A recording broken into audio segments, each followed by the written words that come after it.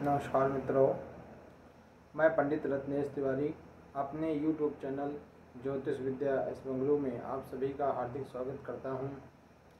आज हम आप लोगों को वट सावित्री व्रत कथा श्रवण कराएंगे। इस कथा का भक्ति भावपूर्वक श्रवण करने से प्रत्येक स्त्री पुरुष की आयु लंबी होती है। विशेषतः इस व्रत को सौभाग्यवती स्त्रियां अपने पति के दीर्घायु के लिए इस व्रत को रखती हैं। आइए व्रत की कथा का श्रवण करें।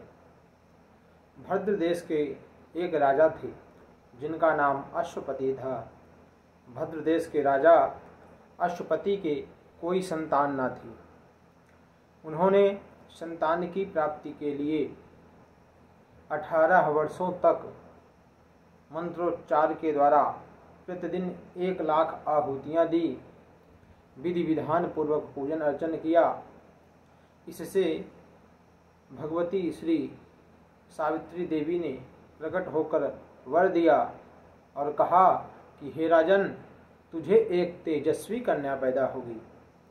सावित्री देवी की कृपा से जन्म लेने के कारण से राजा ने कन्या का नाम सावित्री रख दिया। इस प्रकार से कन्या दिन प्रतिदिन बड़ी हुई, समय आने पर यौवन को प्राप्त हुई और बेहद रूपवान हुई। योग वर न मिलने की वजह से सावित्री के पिता दुखी थे। उन्होंने कन्या को स्वयं वर तलाशने भेजा। सावित्री तपोवन में भटकने लगी। वहाँ साल्व देश के राजा धुमतसेन रहते थे। क्योंकि उनका राज्य किसी ने छीन लिया था, उनके पुत्र सत्यवान को देखकर सावित्री ने पति के रूप में उनका वर्ण कर लिया। इधर ऋषिराज नारद को जब यह बात पता चली तो वह राजा अश्वपति के पास पहुँचे और कहा कि हे राजन, यह क्या कर रहे हो? आप सत्यवान गुणवान हैं, धर्मात्मा हैं और बलवान भी है, पर उसकी आयु बहुत छोटी है, वह अल्पायु है। 1 वर्ष के बाद ही उसकी मृत्यु हो जाएगी। ऋषिराज नारद की बात सुनकर राजा अश्वपति घोर चिंता में डूब गए। अपने पिता को चिंतित देखकर सावित्री ने उनसे पूछा और कहा, हे पिताश्री, आप किस चिंता में डूबे हुए हैं? तो राजा ने कहा, पुत्री, तुमने जिस राजकुमार को अपने वर के रूप में चुना है वह अल्पायु है। तुम्हें किसी और को अपना जीवन साथी बनाना चाहिए। इस पर सावित्री ने कहा कि पिताजी, आर्य कन्याएं अपने पति का एक बार ही वरण करती हैं। राजा एक बार ही आज्ञा देता है और पंडित एक बार ही प्रतिज्ञा करते हैं और कन्या का दान भी एक बार ही किया जाता है। सावित्री हठपूर्वक कहने लगी और बोली, मैं सत्यवान से ही विवाह करूंगी। राजा अश्वपति ने सावित्री का विवाह सत्यवान से कर दिया। सावित्री अपने ससुराल पहुंची और अपने संस्कार के स्वरूप अपने सास ससुर की सेवा, पति की सेवा, अपने पति धर्म का पालन किया।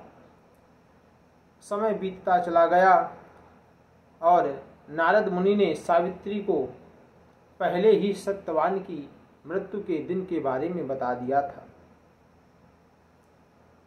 सावित्री इस बात को भली भांति जानती थी कि मेरे पति अल्पायु हैं, लेकिन वह भगवान पर पूर्ण विश्वास रखती थी और अपने पतिव्रत धर्म पर पूर्ण विश्वास रखती थी। वह दिन जैसे जैसे करीब आने लगा, सावित्री अधीर होने लगी। उन्होंने 3 दिन पहले से ही उपवास कर लिया। नारद मुनि द्वारा कथित निश्चित तिथि पर पितरों का पूजन किया। उनका अर्चन किया उनको हर प्रकार से प्रसन्न किया और हर दिन की तरह सत्यवान उस दिन भी लकड़ी काटने जंगल को चले गए। साथ में सावित्री भी गई। जंगल में पहुंचकर सत्यवान लकड़ी काटने के लिए एक पेड़ पर चढ़ गए। तभी उसके सिर में तेज दर्द होने लगा। दर्द से व्याकुल सत्यवान पेड़ से नीचे उतर गए और सावित्री अपना भविष्य समझ गई। सत्यवान के सिर को गोद में रखकर सावित्री सत्यवान का सिर सहलाने लगी। तभी वहां यमराज आते दिखे। सावित्री में इतना तेज था, इतना पतिव्रता धर्म था कि वह आते हुए यमराज को देख ली।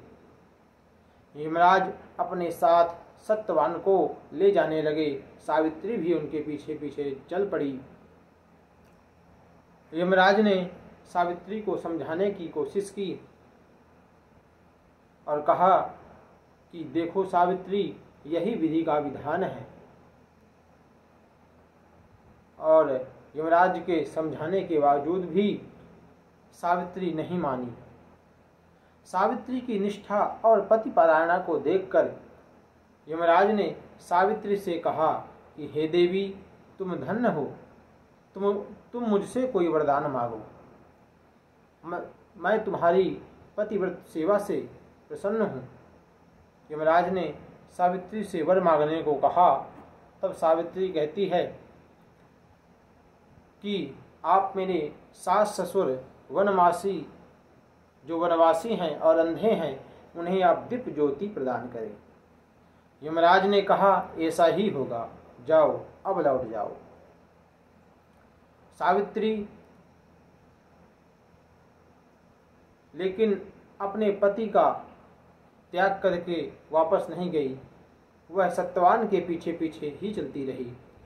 यमराज ने कहा, देवी तुम वापस जाओ। तब सावित्री ने कहा, भगवान, मुझे अपने पति देव के पीछे पीछे चलने में कोई परेशानी नहीं है।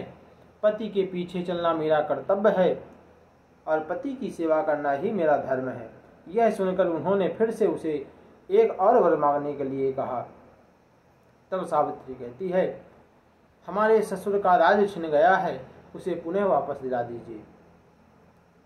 यमराज ने सावित्री को यह वरदान भी दे दिया और कहा, अब तुम लौट जाओ। लेकिन सावित्री पीछे पीछे चलती रही और यमराज ने पुनः सावित्री को तीसरा वरदान मांगने को कहा।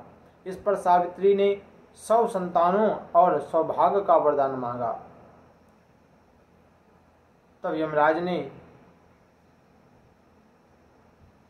सावित्री को वर दे दिया और तथास्तु कह दिया।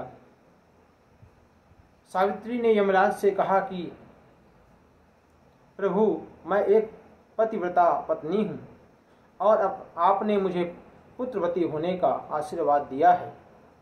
यह सुनकर यमराज को सत्यवान के प्राण छोड़ने पड़े। यमराज अंतर्ध्यान हो गए और सावित्री उस वट वृक्ष के पास आ गईं जहाँ उसके पति का मृत शरीर पड़ा था।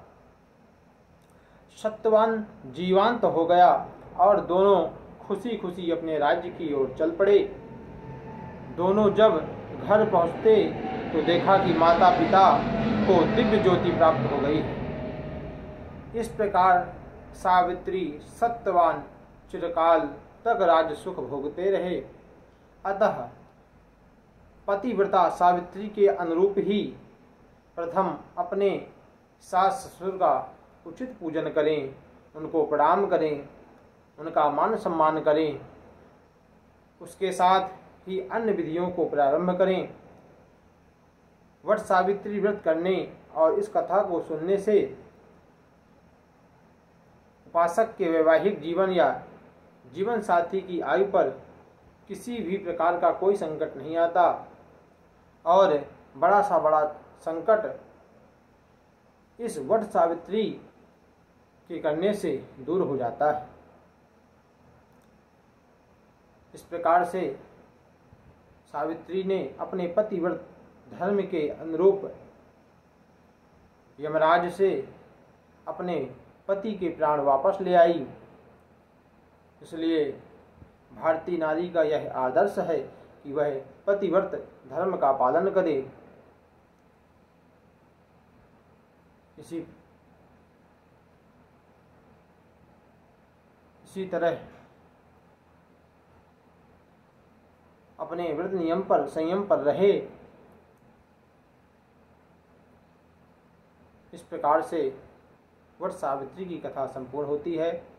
बोले लक्ष्मी नारायण भगवान की जय।